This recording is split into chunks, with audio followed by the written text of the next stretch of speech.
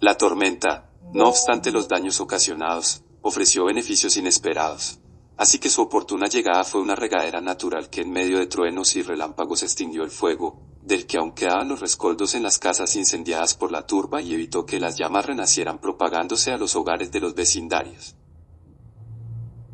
Aquella noche transcurrió en un agitado sentimiento de tensa calma y tanto los hermanos Santa Cruz como sus allegados, primos, vecinos, amigos y muchos otros, no solo miembros de la nobleza sino gente de la ciudadanía en general, personas honradas y trabajadoras tuvieron un respiro, pues habían dado suficientes muestras de fortaleza, sin dejar entrever el cansancio ni pedir reposo.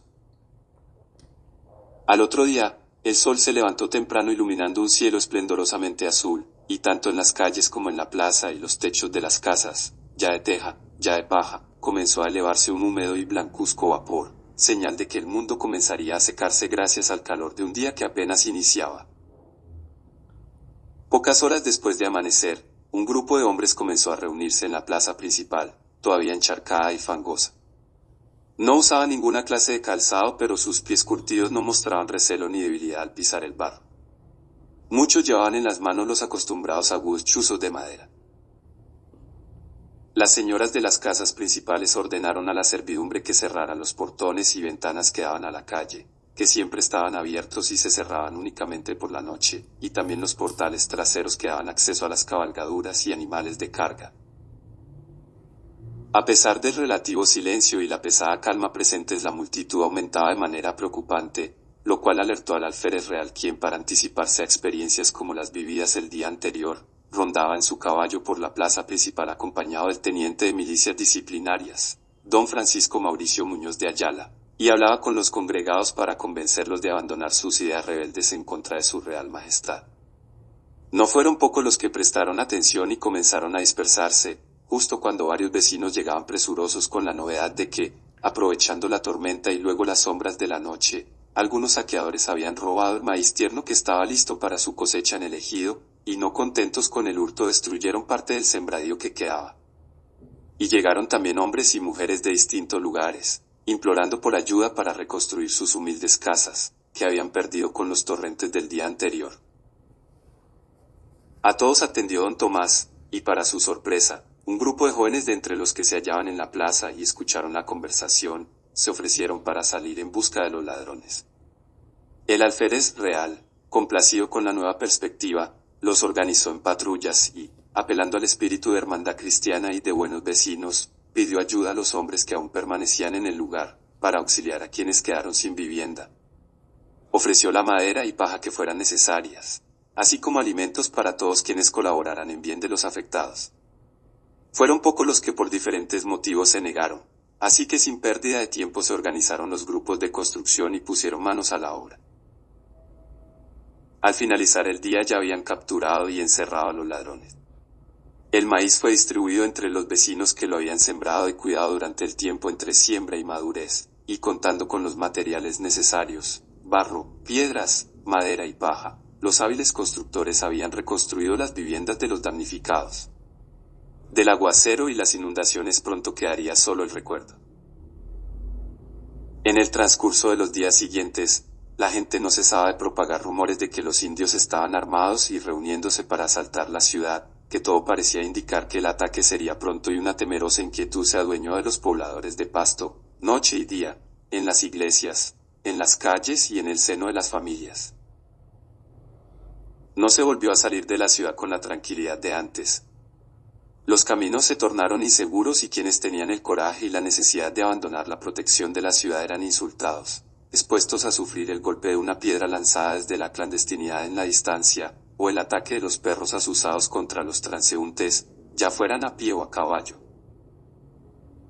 El alférez real armó a los voluntarios dispuestos a resistir el asalto, emplazando vigías en las torres de las iglesias y ordenando patrullas compuestas por jóvenes y adultos presuntamente fieles, que velando, unos durante el día y otros en turnos por la noche, servían de resguardo a la ciudad a la vez que continuaba sin desfallecer en su empeño de persuadir al pueblo a la fidelidad y la paz, en la plaza pública durante el día y desde los balcones de las casas de gobierno por la noche, sin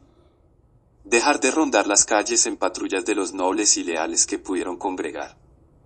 De esta manera y gracias a sus discursos y peticiones logró, sin mayor resistencia, establecer alianzas con algunos de ellos, confiando en que de ese modo podrían resistir la esperada arremetida general, a pesar del temor que los inquietaba.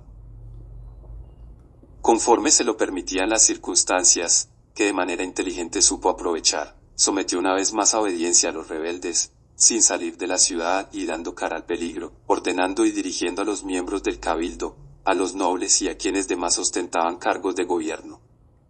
Daba instrucciones para todos sin que estos o el cabildo hicieran otra cosa que no fuera seguir sus procedimientos, siempre guiados y también realizados por el mismo alférez real, sus familiares y muchas otras personas que no desampararon la ciudad.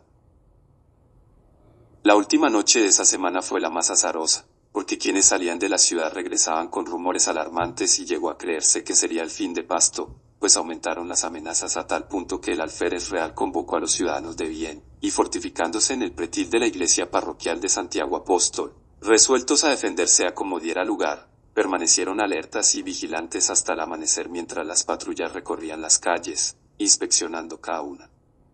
hasta haberse asegurado de que había pasado el peligro y que ya no ocurriría el asalto antedicho, ni esa noche ni las siguientes, pues el continuo patrullaje y las demostraciones de alerta mostraron a los supuestos atacantes que no sería tarea fácil invadir la ciudad, ya que los sublevados por el impuesto al aguardiente habían cesado la protesta y contando con que ni el alférez ni sus seguidores abandonaron la ciudad, porque con seguridad habría ocurrido una tragedia si no se hubiese tenido el respaldo de su valor y determinación. A ello se debió la conservación de muchas vidas, pues unos cuantos de los que no perecieron debían agradecerlo al alférez real, quien expuso la suya defendiendo a los soldados que cuidaban al teniente Peredo, porque de lo contrario todos habrían muerto.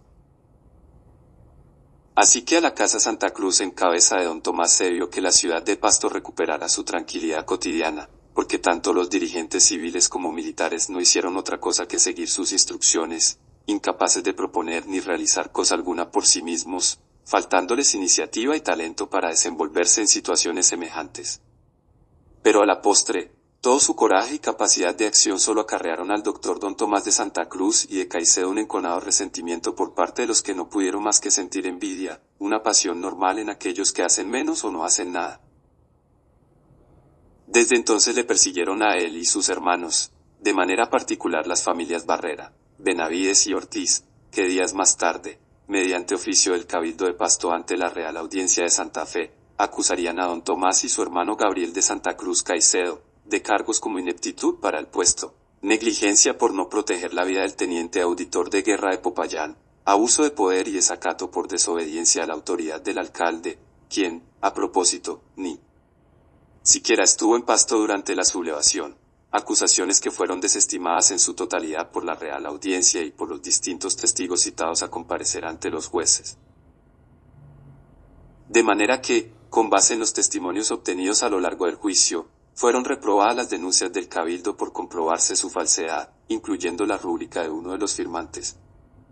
El proceso tardaría 15 años, de 1783 hasta 1798, cuando el excelentísimo señor oidor dio el veredicto en Santa Fe, fallado en todo a favor de los hermanos Tomás y Gabriel de Santa Cruz Caicedo, y durante su desarrollo se esclareció que, entre las muchas obras para el bien público realizadas durante los dos periodos que, en la década de 1770, cuando don Tomás desempeñó el cargo de alcalde electo de Pasto y su jurisdicción, además de su dirección y supervisión personal, evitó al Cabildo comprometerse en crecidísimos gastos del presupuesto público que hasta el momento habían impedido su ejecución, de manera especial en 4 obras imperecederas, en las que asumió de su propio peculio la mayor parte de los costos. Fue así como dedicó todo su empeño en la muy ansiada y necesarísima construcción del, desde entonces célebre puente sobre los precipicios del torrentoso río Guaitara, hasta dejarle perfectamente construido y sin omitir diligencia alguna, obra tan duradera que en concepto de varios prácticos constructores de la época y la comunidad en general, estaba hecho para permanecer por muchos años, pues don Tomás no reparó en gastos para que se usara soportes y estructura de Guayacán, una madera que duraba hasta 100 años en la intemperie y se la encontraba viajando de Popayán a Quito, entre el río Mayo, el Juanambú y el Guaitara. Levantaba a pesar de la oposición de vecinos como don Francisco Rosero, indolente a la necesidad común, puesto que los comerciantes y viajeros que iban o regresaban de ciudades y pueblos, desde y hacia Quito y Lima, se enfrentaban al muy penoso cruce del río sin poder pasar de un lado al otro, y a simple vista era urgente la apertura de un tránsito inmediato, lo cual se logró con dicha obra, evitando a los viandantes, al comercio y a los particulares una durísima jornada, además de los costos y tiempo, 1 o 2 días adicionales al viaje buscando un punto por donde franquear el río, y lo que es más, eludir el riesgo en que exponían la vida al transitar los profundos precipicios y las impetuosas aguas del Guaitara.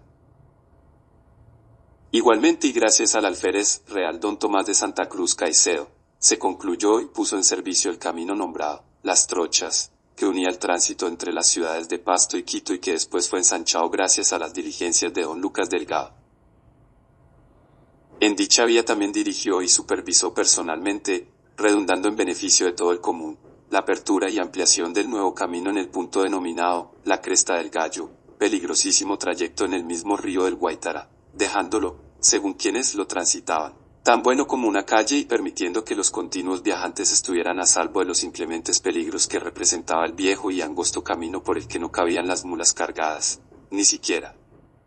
las cabalgaduras, cuando se encontraban frente a otras que iban en la dirección contraria, más el riesgo constante de caer a la profundidad de los altísimos abismos que encajaban al río, temibles en cualquier época del año. Asimismo se dejó constancia de que hallándose el templo de Yacuanquer en suma pobreza y casi destruido, don Tomás de Santa Cruz reedificó gran parte de este, e hizo que se cubriera toda su techumbre con tejas en lugar de la anterior que era de paja, y que en todos estos trabajos gastó mucho de su propio dinero y por su propia voluntad. A decir del sacerdote que hacía de cura en Yacuanquer, que si no hubiera sido por el señor alférez real, ya no habría tenido iglesia en donde celebrar los sacramentos. Y era de voz y fama que la apertura y mejoramiento de caminos, puentes y calles, se debía en su mayor parte al interés y contribución de don Tomás de Santa Cruz Caicedo, el alférez real de Pasto. El segundo lunes siguiente a la revuelta, ya repuestos de los sucesos y el dolor por la pérdida del superior y el compañero, se dio a los sobrevivientes de la comitiva del teniente auditor, la orden de regresar a Popayán.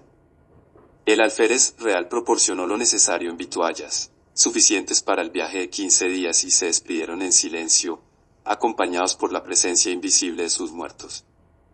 Únicamente el soldado Diego Mosquera volvió atrás la mirada, imaginando a lo lejos a Socorro, la hermosa joven criada de la familia Santa Cruz, a quien prometió regresar para pedirla en matrimonio a sus patrones.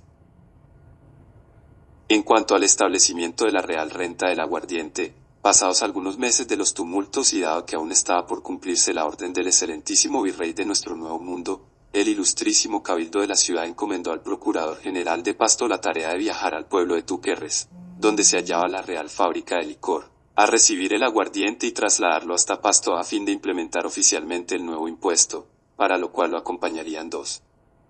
ayudantes que requerían algunas jarras en las que pudieran llevar el avío para 3 días de duro viaje más otros 3 de vuelta y 12 jarras más para transportar el licor. Pero el alcalde ordinario don Melchor Dionisio Ortiz de Argueta se negó a facilitar tanto las jarras como las provisiones, y fue inevitable suspender la operación durante 4 días, hasta la llegada del alférez real que había salido de la ciudad y quien a su regreso, al enterarse de la situación prestó de su propiedad las 12 jarras en cuestión más las que le fueron solicitadas y dio órdenes a uno de sus mayordomos para que entregara raciones de carne de res, pan, queso, habas cocidas, agua fresca y los demás víveres acostumbrados para viajes largos.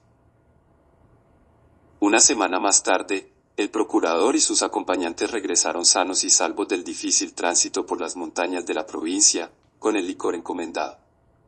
El estanquillo devastado por los sublevados de Pasto ya había sido reconstruido y podía volver a funcionar. Entonces el alférez real publicó un bando general que se promulgó por las calles y plazas de la ciudad, con la presencia de nobles y plebeyos para que todos supieran del establecimiento de la real renta y se sometieran voluntariamente, además de no permitir la introducción de los clandestinos infiltrados que defraudaban el real honor de la ciudadanía.